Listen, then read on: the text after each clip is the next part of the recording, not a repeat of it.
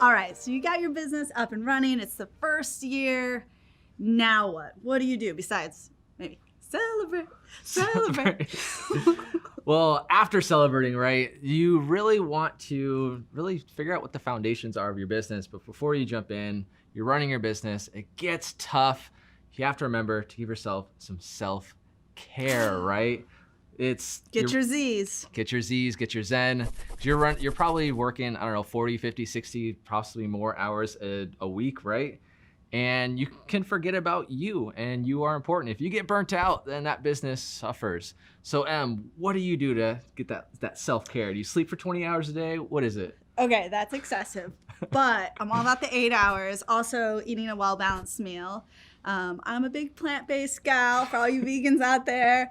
That keeps me refreshed, feeling healthy, spry. Also making sure to balance my social life as well. Because I know, like, I work remote personally, so I'm at home and it's easy to get, the clock strikes 5:30 and you're still working because it's just like you're in that work mode zone. So you got to make sure to really schedule out your days and ensure that you get exercise in, a social life. Yes.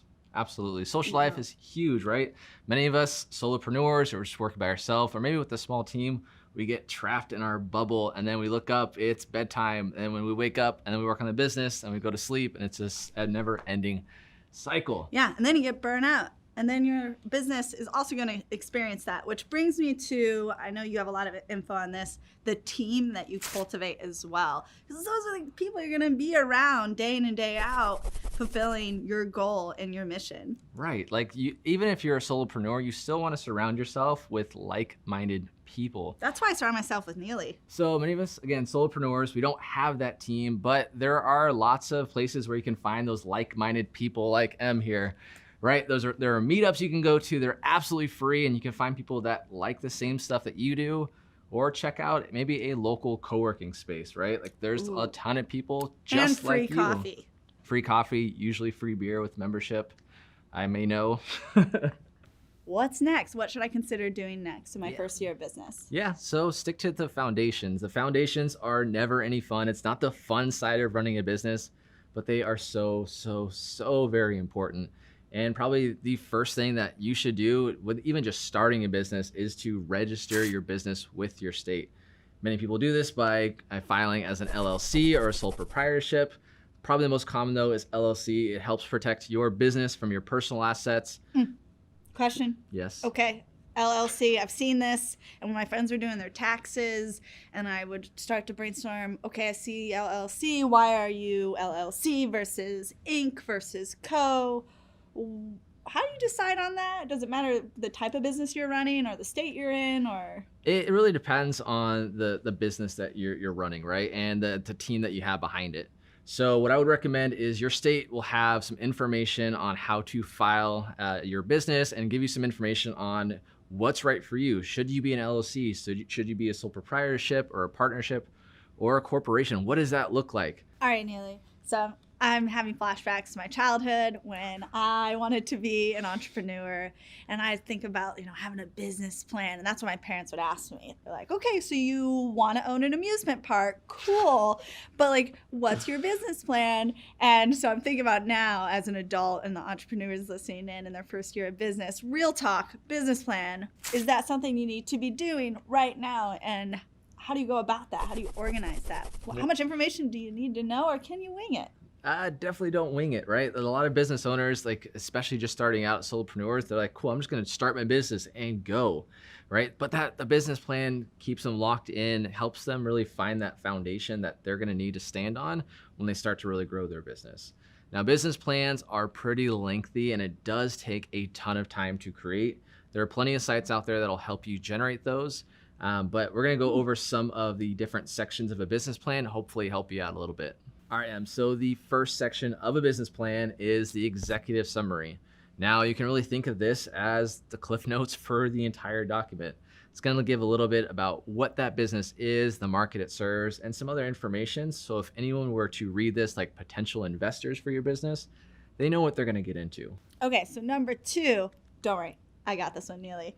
You want to have a business description. What is your concept? So let's go back to my amusement park. Okay, let's do it. I think it should be a pizza park, because Pizza park. what else would you want to eat and possibly throw up after a roller coaster ride? Pizza, of course. Oh, those tilt whirls are just, It's gonna be brutal. But that is my concept. all right. So number 3 in your business plan is the industry analysis. Now going back to your pizza park, right? It's really just an overview of your industry. Like, who are the major competitors in your industry? How do you rank up in that list? And just the market itself in that industry. All right, Em, so with your competition, can you give us a little insight of who your competitors might be and how you would stack up against them? Yeah, so no big surprise in the amusement park world. A few that are my competitors would be like a Six Flags or Disneyland, or what's one of your favorites?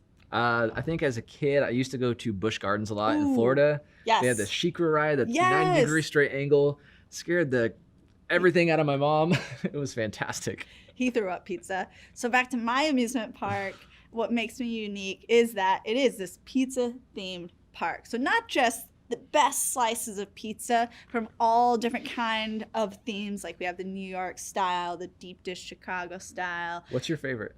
What style? This is a little embarrassing because it's really boring, but I just like a good cheese pizza. Like, I'm Kevin off of Home Alone. It's just, I prefer dairy free. Chicago style or New York style? In between the two. Okay. And then You heard it here first. and then also what's unique about the park is that everything is pizza themed, even the rides. So there's a bunch of really bizarre looking rides because they're shaped out of like pepperonis and dripping cheese for the slide, but it really sets me apart from everyone else. And fun fact, all the prizes that you can win too are also pizza themed. Heck Yeah. yes. I'm here for it. Cool. Come on down. Get you a deal on your summer. Come on down to Pizza Park. Okay, so another thing that comes up, here I'm just one person. I'm going to have an amusement park to draw in a lot of people. I need a good team. How do you go about organizing that? Like, who's going to do what? What's the organization of this pizza park? Right. And that's number 4, right? That's the organization in your business plan.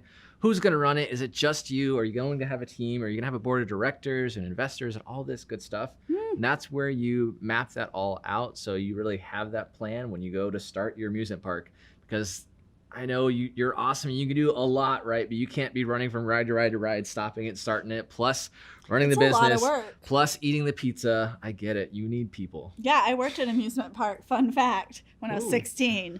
And it was just enough doing one ride. And you just pull a lever and then you stop it. But kids they got a mind of their own. Mind of their own. All right, so number 5 is your financial projections. Now, I'm not saying you're going to go, I'm going to make $1 million, and that's it. What are you talking about? My projection. What No, was this my is plan? this is what your budget is, how much you're going to be spending, what you're projected to make, right? Not every business is profitable in their first year of business. That's more like 2, 3, and 5 years, right? Oh, You really want to have that plan and that projection of what you think with the industry and the competitors and the market and your customers and how much you're selling tickets for, all in that little projection there. So do you have projections on your business? Are you making $1 million that first year? What are we doing? well, maybe we should sit down over some pizza and talk about this. But I just kind of feel really confident about my business model. I'm just thinking, put it together, however much money it costs to put this on, what have you, that's fine.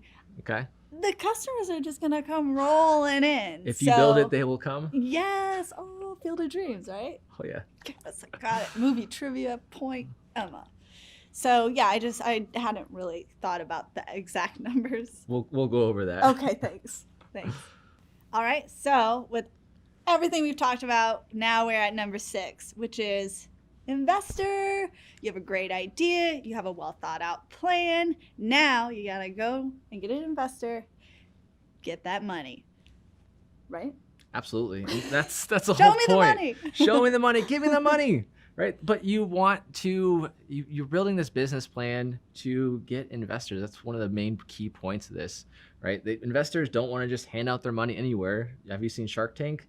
They're not just saying yes to everyone. They have a very plan. picky. Very, very picky. And that's why you have your business plan and it's well thought out, well written, That last part, that investor request or that finance request, is really to say, here's exactly what I'm asking for, and then let the negotiation continue. So with my idea being Pizza Park and what we've discussed, the themes, the uniqueness, the vibe, the fun, do you think an investor will give me some money? If you have a well thought out business plan. I will now, thanks to this video. Yeah. So let's say good news, the investor likes my idea. And I did, in fact, get the money to pursue my idea.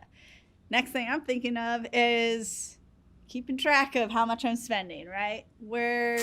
How do I look for a return on investment? How do I keep that all organized? Because I'm going to be dishing money out in all sorts of places.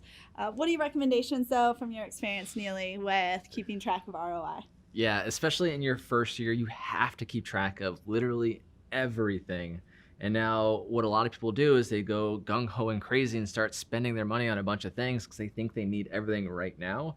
But what I would recommend is go lean and really focus on your ROI, or your return on investment. Make sure the money that you're dishing out to your amusement park, you're dishing out with your business, is actually getting customers back.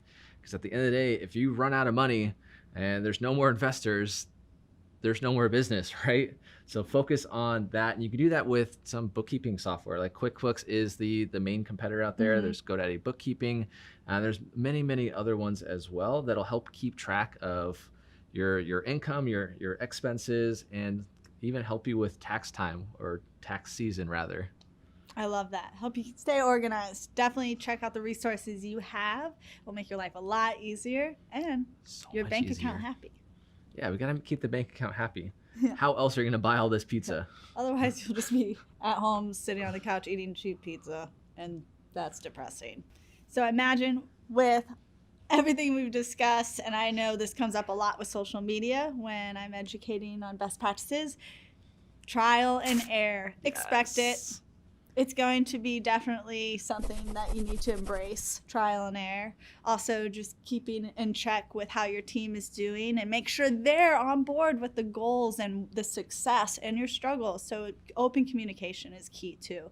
But expect to have some trial and error. Would you agree? Absolutely. One of my favorite little quotes or whatever is, failure is feedback. Failure is not the end of the road. It's something that you learn to kind of grow and just become just a better you or a better business. So fail early, fail often, but always keep learning. Oh, I love that. And if you love this, be sure to like this video.